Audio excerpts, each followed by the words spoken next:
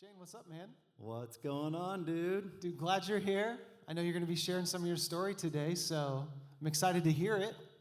Yeah. Go ahead and take me back to the beginning. Kind of start at the beginning so we can hear where it all began. Yeah, man, I do have a crazy story.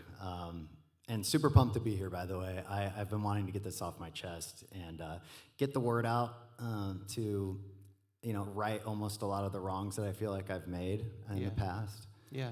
So yeah, I'll just jump right in. So at the beginning, my teenage years, I grew up in the church my whole life, first of all. And I always kind of like doubted, is this real? Like, is this really real? Like I never doubted that God existed, but I did doubt the church, and I doubted, I doubted Christianity in general. I think you always ask good questions, you know, today, but even back then, always had, good questions to really question everything, honestly. Yeah, man. I mean, luckily I had you right there. I mean, growing up, but again, one of the people that prayed for me, so thank you. Yeah. But yeah, I mean, I've always been always asked a lot of questions. My mind constantly races, that's just my personality. So I'm naturally like, I have to find things out on my own, sometimes the hard way, or a lot of times the hard way, which you've probably witnessed. Just a little bit. Yeah. But yeah, so I, right at 18, man, I went straight into bar promoting.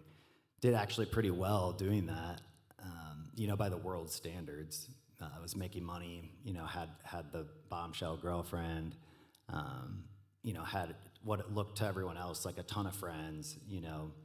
I'd like to believe that I was like a likable guy at the time. Blacking out every weekend, like I said. I mean, it wasn't a lifestyle that could maintain itself long term. I think I kind of knew that. I think I knew I'd have like that come to Jesus moment at some point. But how did you keep that kind of to the side? Like, you knew it was there, but did you kind of just push it off a little bit, or like? Yeah, I mean, I wouldn't say that. I mean, I think that's a really good point, because I think that the more you sin and live in sin, is what I've learned, the less you hear God's voice. Yeah. So that conviction doesn't even knock anymore. Yeah. Kind of gets dimmer and dimmer. Exactly. And unfortunately, I know a lot of people that I think that's true for right now, too. Mm-hmm. And, that's why my heart goes out to so many people that have gone through the same things I have, because, I mean, Father, forgive them, for they do not know. Is that the verse? Mm-hmm. Yeah, so, I feel like a lot of people living in the world right now, it's sad, because they don't even know the love of Jesus, let alone they're not even convicted at this point. They don't even have a conscience, if you will. Yeah. So, and that's where I was, man. I mean, I was in a dark place. I was lost. So then, shortly after college, I had a choice. I kind of came to this like crossroads. So do I want to do bar promotion forever, which obviously that's not going to sustain itself. So no, I knew that. I did what every college kid does. Okay, where do I want to go next? And the natural progression in that industry is to move into show business. Mm-hmm. So I started live concerts, live events. I launched a few different brands here and there to test the waters, and I ended up, with 3 successful businesses by the end of my 20s, going into my 30s actually at this point. Mostly focused on EDM. That was the genre that I kind of picked, because that's just what I love. Yeah, I remember seeing you on the news at one point. Yeah. You had grown this so far that you were getting media attention. Yeah, I mean, that's really around in my 30s, after I had gotten my bearings, I think that's when really, like you said, like, I was on the news. I had, the top artists in the dubstep industry, hanging out in my office with me. Big, nice office downtown, a whole crew of employees / friends, the homies, Yeah. Yeah. So everything is trending in the direction at that moment we're hoping it would trend in. You're starting to get a lot of traction. You're starting to separate yourself from other promoters, and you're on the news. You have all the things. And yet, what's going on in your heart around that time too? While by the world's standards, you're grinding away up the ladder. Yeah, for sure. It doesn't help having people come up to you 24/7 and being like, "Yo, you're the man, dude. You're the man, bro." Mm-hmm. It just the ego that's involved with the music industry in general, but just my specific position at the time, like I was always kind to people, and because I think I still had Jesus in me somewhere. I still had that love somewhere. Yeah.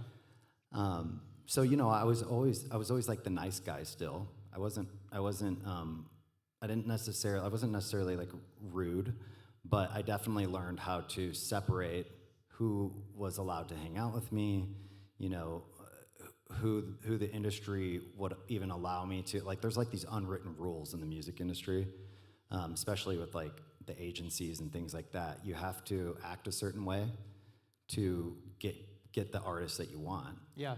So they put you through almost like a hazing is how I compare it sometimes. But you hadn't made it through that gauntlet. Yeah, exactly. And like you have to, at the beginning of your career booking shows, you have to take losses. So very few, they do that to weed you out. So they'll give you like, a low-level artist that they know isn't going to sell any tickets. And they expect you to take losses, take it on the chin and be like, when's the next one? So I knew that, luckily, from the beginning. So I took it on the chin, bro. Like, I had another business, and I was also part of the time working corporate on the side. I looked at it as on the side, to fund some of these things near the beginning of really scaling the company. So I literally just worked. 16 hours a day. Yeah. I would do 9 to 5 at my job, and literally at 5 clock in again and work from 5 to midnight, like every night, weekends. And I was okay with that, because I knew these are the sacrifices that I have to make if I want to make it in this industry. This is what I have to do. Like, I don't have an option. I don't have a trust fund. I'm not a trust fund kid. Even if my dad had all the money in the world, he's not going to give that to me. Yeah. So, which I actually appreciate, Yeah. So. But you did the things you had to do, and you really did, quote unquote, make it in the industry, especially in our area. For sure. I was at the point,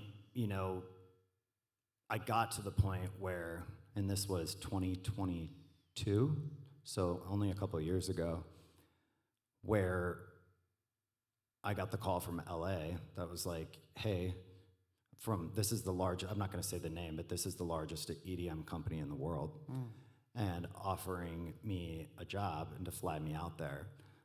Because I went through, like you said, I went through all the steps that I was supposed to do. And then, I started getting into the festival market, throwing festivals.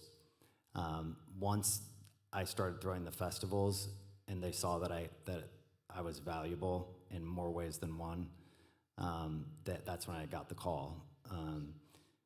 And I was kind of like taken back, I knew that was, LA was basically, I guess realized at that point that LA is the final destination for this. Yeah, for sure. Yeah. So it's almost like it just hit me when I got the call, like, oh wow, like that's the next step here. Like, I never, that wasn't like my goal at the beginning, I guess. I knew I wanted to do this forever, but I never really envisioned myself living out there, to be honest. Even like, Shane without Jesus in his heart was like, I just didn't want to do that. I always knew I wanted a family and stuff. But at that point, that's when I was really faced with a decision. And I actually kind of want to back up a little bit. Yeah, I was going to say back up a little bit, because there's stuff probably going on under the surface leading up to even that phone call. So a little bit of background on my experience really through like 2021, 2022 is when the spiritual stuff started to happen. This is where it got like super interesting, man. Like, this is the stuff I want to hear. Yeah, this is the good stuff. Okay. So, like I said, I'm always someone that's needed proof, right? I never doubted that God existed, like I said, but I needed proof that Jesus was the way, So I've always been someone that digs on, I've always loved digging like into history and to, that's always just been like a hobby on the side of, you know, looking into like conspiracy theories and aliens and you know what I mean? But at this point I'm like starting to search for like what religion is correct, So I actually did study through a lot of different religions. And what started to naturally happen, which no surprise there because that's how the enemy works, I started to get super deceived by New Age. So New Age is something that I know that a lot of people, especially in the EDM scene, it's their major deception that they're being fed. You are your own God. You have the power to manifest anything you want. Yeah. These are all replacement theology. It's designed to replace the one true creator. Yeah. Yeah. Yep. And for some reason in the electronic scene, that's just what everybody does. Mm-hmm. I think a lot of people do that. They just don't even realize it. But in that scene, Yeah. it seems to be the way to just see the world. Yeah, it's like their worldview, Mm-hmm. right? And you always look at that stuff and you're like, how do these people really think this stuff? Like, how did they get this far into this? Why do they think they're made of a specific stardust? And these are my charts, my astrological charts, and this is going to tell me exactly what I'm going to do with my life. How do you even? That's crazy, right? Yeah. Well, like the way it happens is you get inched in, right? Yeah. And it's one little step at a time. Mm-hmm. And for me, where that started was when I started throwing the festivals. There was like some unseen force like guiding me into like the brand of festivals that I was making. One of them, this was like the one where I had most of my like spiritual experiences around, was universe themed. And right around the time that we announced this festival, and mind you, this planning takes place like over like 2 years. Yeah. So right when I started like planning this festival, I was approached by a girl that I know in the music scene who was a self-proclaimed witch, right? And at the time, like, I always knew, like, witchcraft was, like, yeah, that's probably real, maybe not, like, Not like what the movies, but yeah. Like, I didn't, like, when she said she was a witch, like, she just dressed normal. She wasn't, like, with a pointy hat flying Black around hat. in a broom. Yeah. So I'm like, okay, cool, whatever, like, to each his own. Like, I'm not going to judge her for it, whatever, I don't care, Yeah. But she comes up to me and she's like, I just feel, like, really drawn to you. Can I read your tarot for you? And I'm like, actually, yeah, that'd be kind of cool. Like, I've seen people do that on TV and stuff. Like, yeah, like, wouldn't that be crazy if, like, she actually gets some stuff right? Let's explore this. Let's see if this is real, right? Mm-hmm. So, being me, I'm like, yeah, let's do it. So she reads my tarot, and shortly after that, I had another girl come up to me. And this is the only time this has happened in my life, Another girl comes up to me, it can't be a coincidence. She's like, I just feel really drawn to you. Could I read your tarot for you? And I'm like, okay, now I got to do this. Like, yeah, for sure. Let's do it right now. So that girl actually ended up offering her services with astrology because she wasn't like just your basic Twitter astrology chick, Yeah. like, oh, this is my sign today and blah, blah, blah. That's the diluted version that the enemy puts out there to get people in the door, right? Yeah. She actually took it to the next step. So she would like read your astrological charts. You'd give her your information. She would look at what star planet you were from, where your stardust originated, et cetera, to tell you exactly what your life path is and where you're supposed to be going. So I'm like, this sounds more legit than just like somebody flipping over some cards. Yeah. You know? Yeah, for sure. Yeah, because like they could say anything. So Like, what happened next? So I got my charts read, and I think that was the moment where I was like bumped into the next level of like New Age, because I was like, this sounds super accurate, man. Like she fed me everything I wanted to hear, which is what the enemy does, bro. That's so true. Like, That's so true. she fed me exactly what I needed to hear to continue the life of sin that I was about to like go into, or the life of rejection of God. She told me that, and again, this is right when I was like blowing up, right? Yeah. This is right when, like I said, I had, some of the biggest EDM names ever just chilling in our office with us, and, feeling like the man, feeling real confident, and my ego was just ridiculous at this point. And she told me, you are a life path 22, which there's the tattoo right there. what that is. It was in the year 2022 as well. Yeah. And a life path 22 means that you're a master builder. You're put on this earth she's like, most people that are life path 22s are presidents and, politicians, celebrities, High-level leaders. people at the top. People that are basically, if you look at it now, it's like sociopaths. Yeah. Like, for real. But yeah, man. So she fed me exactly what the enemy wanted me to hear. And I'm like, okay, I know that this is my life calling now. Like, this is real. Literally right around that time, dude, like, I'm not kidding, I started communicating with what was the universe to me. It started communicating to me. And this is where stuff started to get like it went beyond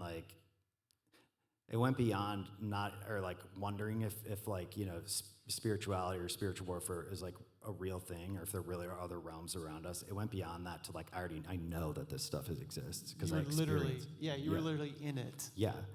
So when I say the universe started to communicate with me, it would be like through odd synchronicities, or like things like people coming up to me, saying the same exact thing. They were drawn to me. That's like one example of a synchronicity. You have to be careful with that because, some things are just coincidences, right? Yeah. But when you know, and if anyone out there listening, is in New Age, they know exactly what I'm talking about. Yeah. It started with small stuff like that, and then it started to be like numerology was how it communicated with me mostly. 222, 333, 444. The numbers would go in sequence 111 all the way up through 999. And each number, when it would communicate to you, so you start to see these numbers everywhere, dude. I'm not just talking about like, oh, I own a red car, so I see more red cars on the road. Yeah. Like, it was like obvious and very intentional when these numbers were shown to me. Like, if I needed a question answered, or if I was in the middle of like literally halfway through a thought, it would finish the thought for me by showing me the numbers. Super weird and extremely demonic, by the way. Yeah. I thought that these are my spirit guides, right? This is the universe guiding me, and I have been asleep this whole time until now. Well, the Bible says that the devil is the prince of this world. He has powers and he has tools to keep people connected to him. Yeah, I mean, and just not even know it. Dude. Just anything he can do to get people focused, really, not even more so on him, but just on ourselves, like you talked about.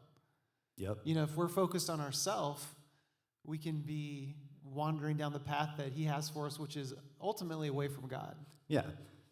We were talking about this earlier today. Just stay busy. Like, that's one of the main things and deceptions that even Christians, deal with, I think, is Satan just, if he can't get you to sin necessarily or fall off the rails too much, he'll just keep you busy. Exactly. So, stay busy planning the festivals.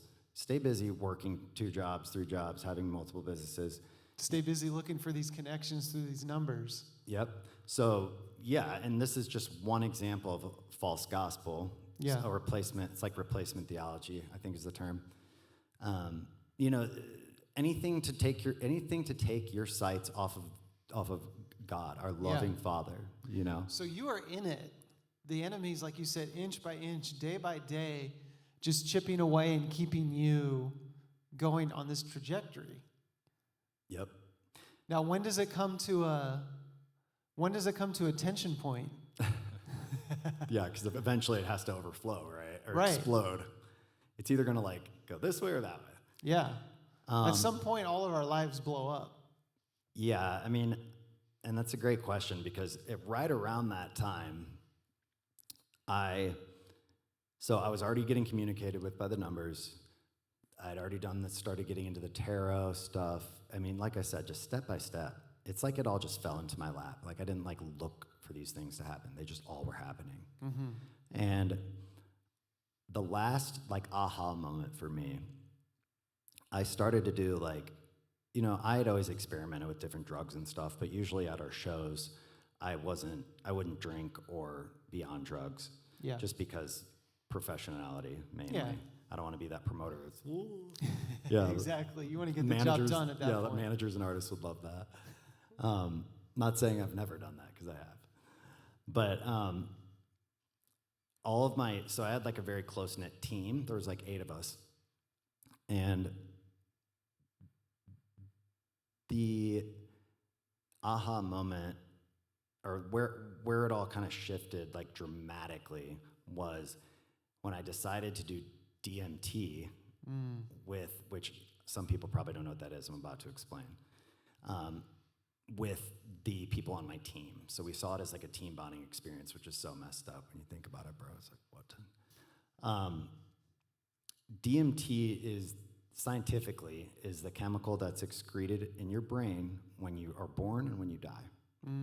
So there's that connection there with like the afterlife, or like, you were in this other place, now you're here on earth, and then you're gone. And Yeah. it transitions you between, right? Spiritually speaking, DMT has been used for like thousands of years by the shamans. It's called ayahuasca as a drink. That's what the shamans, they say that you're coming out to the spiritual retreat in Peru, and all the celebrities are there, and they're all like dealing with their past traumas, and they market it as like a good thing, right? Yeah. Like, this is just gonna help you realize where your dark spots in your soul are.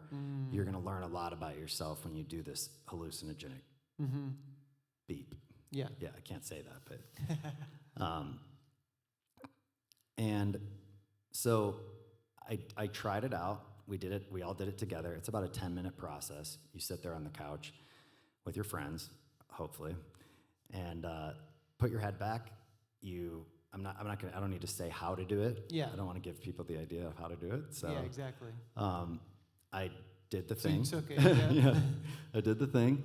I went in to the other. You literally leave your body. So when you put your head back, you start to float.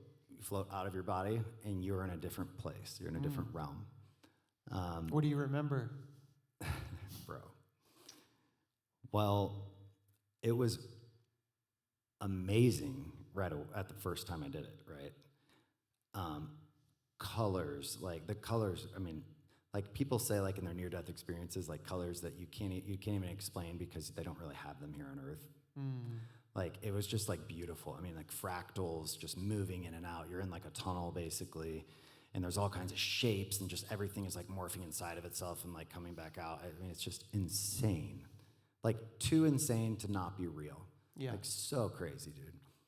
And you kind of are like when you're in, I'll just call it the other place. Like when you're in the other place, you kind of like are aware who Shane Miller is, or that you have a body, but like he's down there. Like you are, like you're almost like it's basically you're totally disconnected from yourself.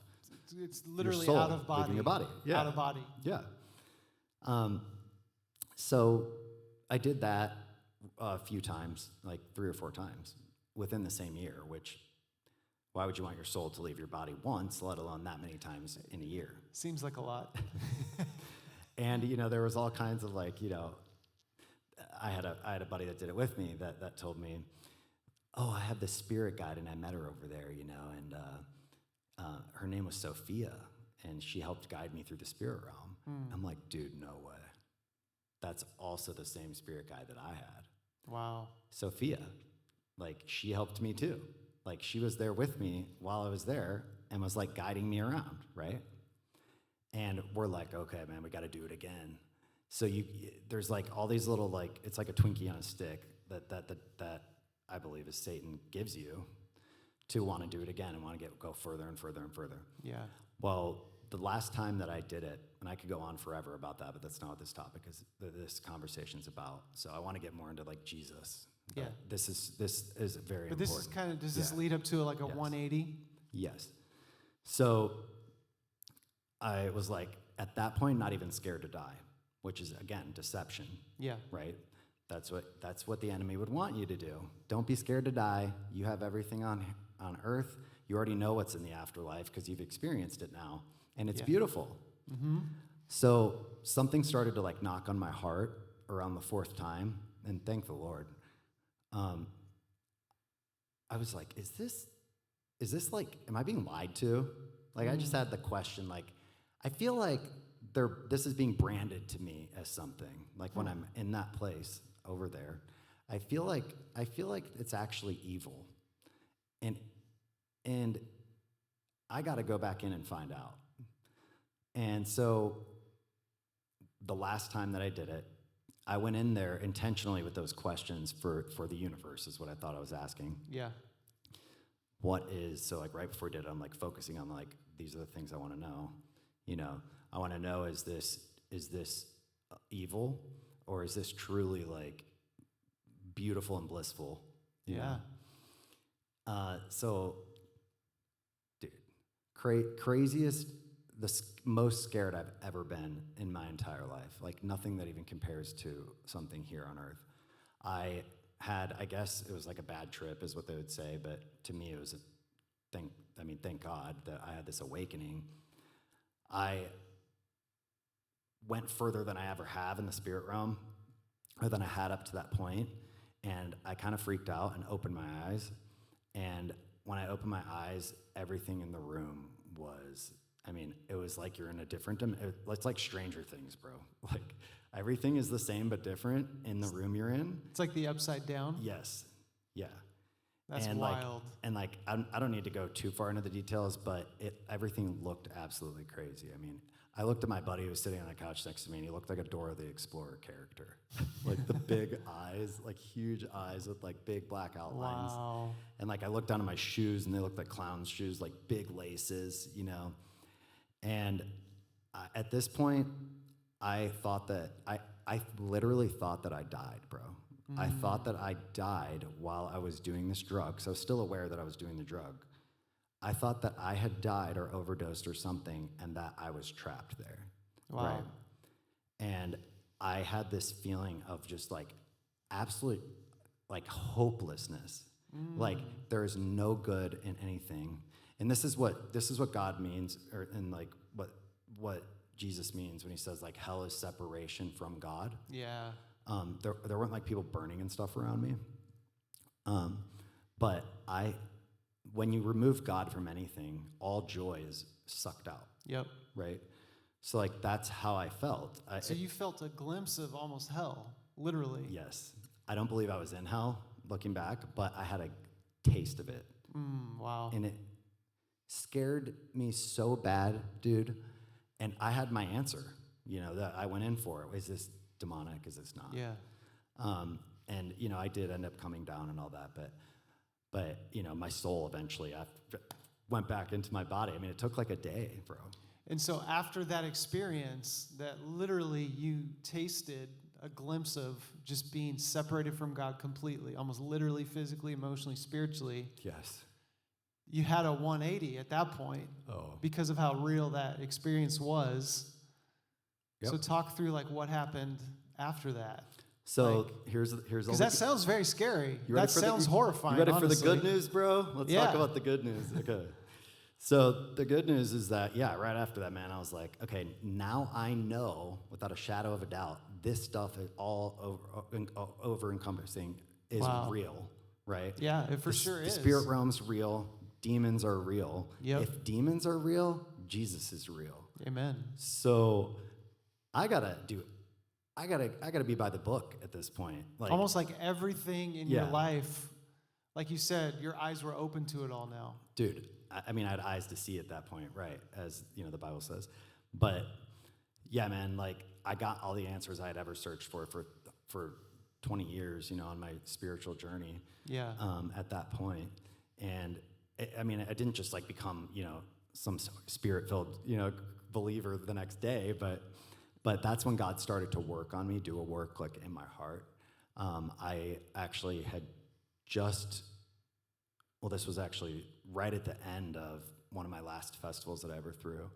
And I just decided out of nowhere that I think I should just like read the Bible and pray. Like, let's see, like now that I like believe this stuff is real, like let me like do an experiment and see if God can like speak to me, Kind of in the same way you had earlier with Yeah. like the witch or whatnot. Amazing how things get replaced, right? Yeah. Like, That's key. the enemy is so good at that. Like, like giving, like I said, false gospel. Yeah. Just like replacing things, but like in a cheap sort of way. Yeah. Yeah. Yeah. So yeah, I was like, let me talk to the real Father, right? Yeah. And so for like, I think like 30 to 60 days, I just like at the gym, I'd sit in the sauna. I like look back on this as like my like, my come to Jesus like, period of my life. This huge transition phase for me.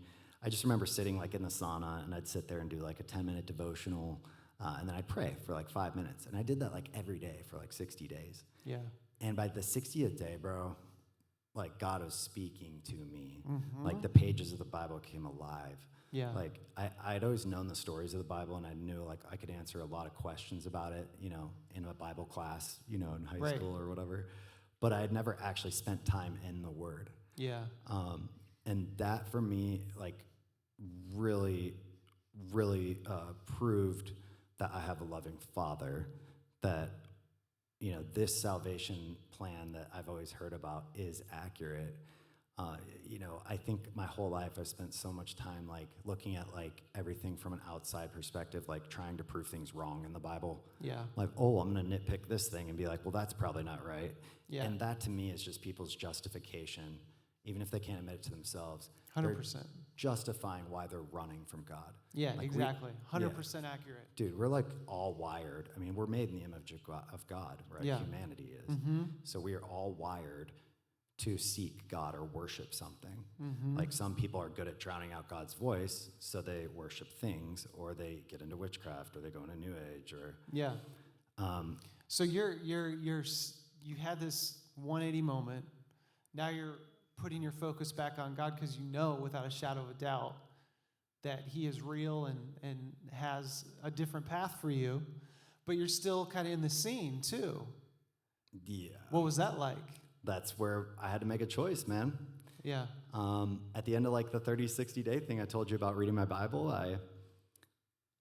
that's literally right when I got You got the phone call. Got the phone call from that company that wanted to move me out to LA. Come to Calabasas, bro. It'll be so sick. Like, you're gonna run all these huge festivals for us that have been around for decades already. You're gonna have everything. That was like the Dude, that's the biggest opportunity you've ever gotten. the first time ever in my life, bro, that I was like, I need to pray about this. And I prayed about it, dude, and the Holy Spirit answered me the next day Yeah. and was like, obviously no. Yeah. Basically, that would have been World Chain in his final form. That would have been Yeah. my. I think you said this to me on the phone. I called you for advice about this, actually. Yeah. I remember that phone call. Thanks for that, by the way. I needed to hear it from a human person, which is weird. We have the direct line to God, but like we still need humans to like confirm that for Yeah, us. absolutely. God created us with Him, Yeah. but also we need human connection too. Yeah, like, am I overthinking this? I think is what I asked you. Like, Yeah. is there a way I could still do it some fashion? Yes, you Yeah, did. I yeah. remember that. But the second I said that to you, the Holy Spirit was like, bro. Like, you can't just like keep a toe in. But you were honestly feeling the weight of this shift from the old way of life to the new way of life, but feeling the opportunity of a lifetime, basically.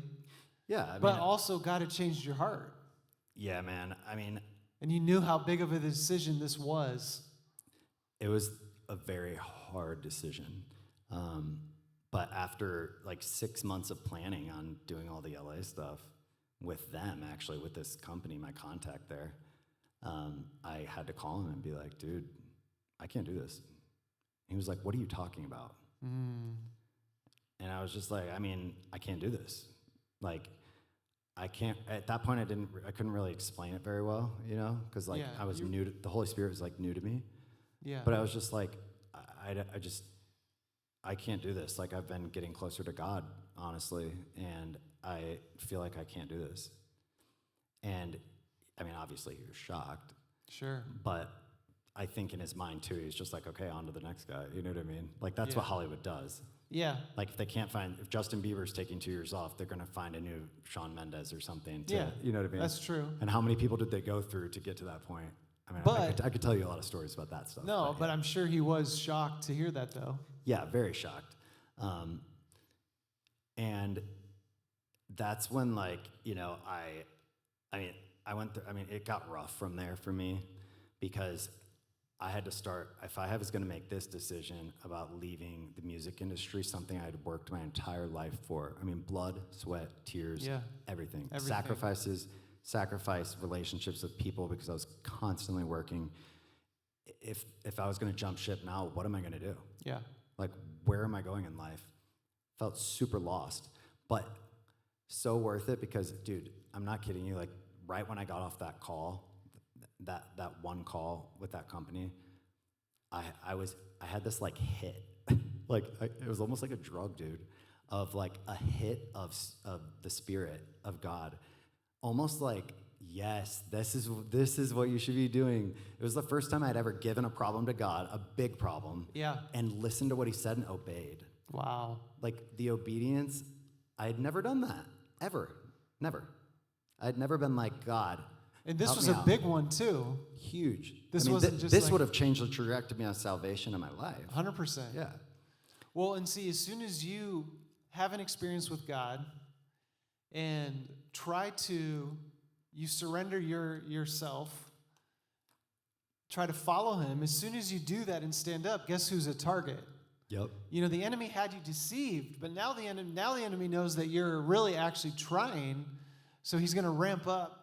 Oh, yeah. He's going to ramp up and try to cut your legs off again. Now it's more direct. In the past, it used to be deception, so it's kind of like slow, but now it's going to actually be more direct. So what has it been like since that moment, which was a huge moment? What's it been like since following Jesus at that moment? I'm sure it's been great, but also the enemy's trying to take you out still and trying to pull you back.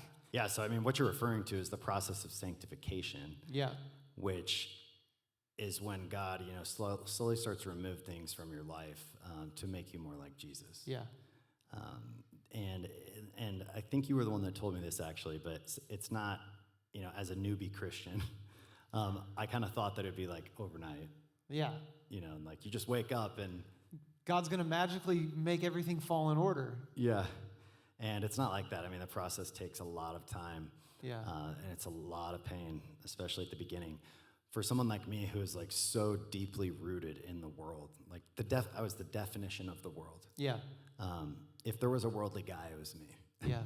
I had, you know, slept with the girls. I had, you know, invested my whole life into making money. Yeah. Doing everything for the physical so long and living in sin so long that for me it was specifically painful. Yeah.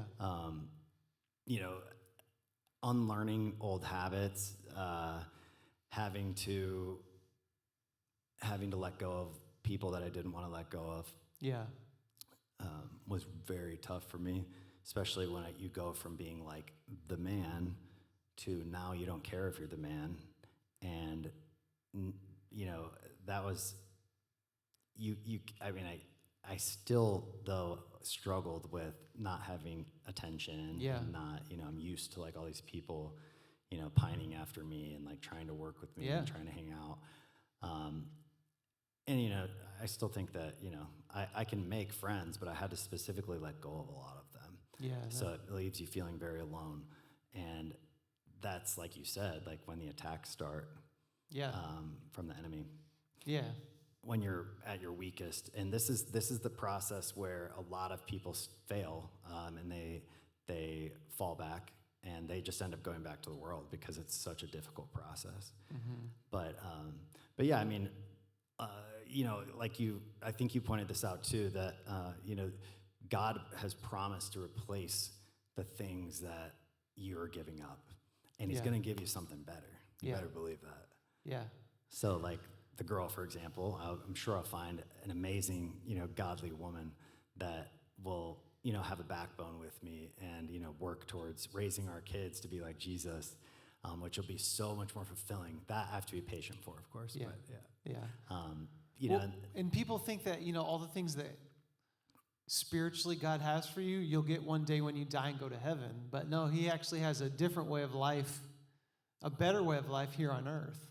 Oh, absolutely. I mean, just the peace alone that I got from letting go of specific things was worth it, even if they weren't yet replaced. Like just the peace of knowing that I have truth, I'm rooted in truth, Yeah. and confident that, I know what my life purpose is. I know that it's built in Jesus. Yeah. As my identity. Jesus is my identity. Yeah. Music was not my identity. This No. girl I was with was not my identity. But that's what we do. We're like identity replacers our whole Yeah. lives when we live without Jesus. You just Like replace. you said, we have these desires, we have this void in us that we try to fill. Mm-hmm. But if it's not Jesus, it's going to leave you empty. So now you have this fulfillment, and God's starting to do things. And I remember on the phone, we were talking about how you want to use everything God's given you for what he's calling you to. So what are you up to now? So since leaving the music industry, I've gone back and forth with a couple things, but I've been praying about it, and I've made the decision to go like head first into creating Christian content, sharing my story with other people that have lived of the world their whole lives, which is why I think that a lot of people could get value out of, my experience, just because I was so deep into things that a lot of people, when they get to be my age, they're like, at that point, you're in your 30s, you've already been living, 35, already been living this way your whole life. A lot of people just, continue on that path. But if I could encourage people, with my story of showing that, it is possible to leave the world behind, and it is possible to leave people behind, and you can leave literally everything behind as long as you have Jesus. Yeah. Period. And I want to share that through, a brand that, is based on Christian values. So I'll be creating Christian content that, my take on things going on in the world currently, we are in a crazy spiritual battle. Yeah. A lot of people don't know that because they don't have eyes to see. Yeah. When you do, those things need to be exposed. Mm-hmm. So I know that God is calling me to call those things out. Yeah. It takes a specific kind of person that is willing to take a lot of hate and flack for that. And I know that that's what's going to happen, and that's fine. Yeah. So I do think God created me to be that brick wall that's like willing to tell people the gospel at all costs and call out things that are happening in the world to bring exposure to all the spiritual battles that are going on. Yeah. So a lot of my content will be surrounded around like the spiritual battle going on currently in the world. I'll have a podcast as well. So yeah, putting out all kinds of content, but this time we're building for the kingdom of Jesus. Yeah. We're not building for ourselves or for the world. Yeah. And you can have such a unique take on it because you've seen the enemy work in all those areas in your own life, and thank God that he's rescued you out of that. So what would you tell somebody who is still in the scene, but maybe is starting to feel a tension like you felt like, man, there's got to be more than this? What would you tell somebody who maybe feels like Jesus is potentially calling them out, but they're not sure exactly what to do? Well, one thing I've learned is that, because I have had people come up to me already, specifically in the music scene and some not, that I never would have thought, or seeking God, or, people that I've done drugs with, people that I've, done all the things with. Yeah. The amazing thing that I've noticed about God is that he shows up the same for everyone. He will fill your heart if you are open and you are seeking. And at this point, a lot of these people that, that are lost don't even really realize they're lost. But if you start to get the inkling, like the hint that you want to know more, then you have to come to God with a willing heart. You don't have to say anything special. You just pray. You can pray out loud. You can pray in your head. But just ask God. Just say, God, I've been doing this my way my whole life. And if you have an open heart and you ask God to show you, to show himself to you, to reveal himself to you, he will. Yeah. Something that helped me along the way too, I think almost like put a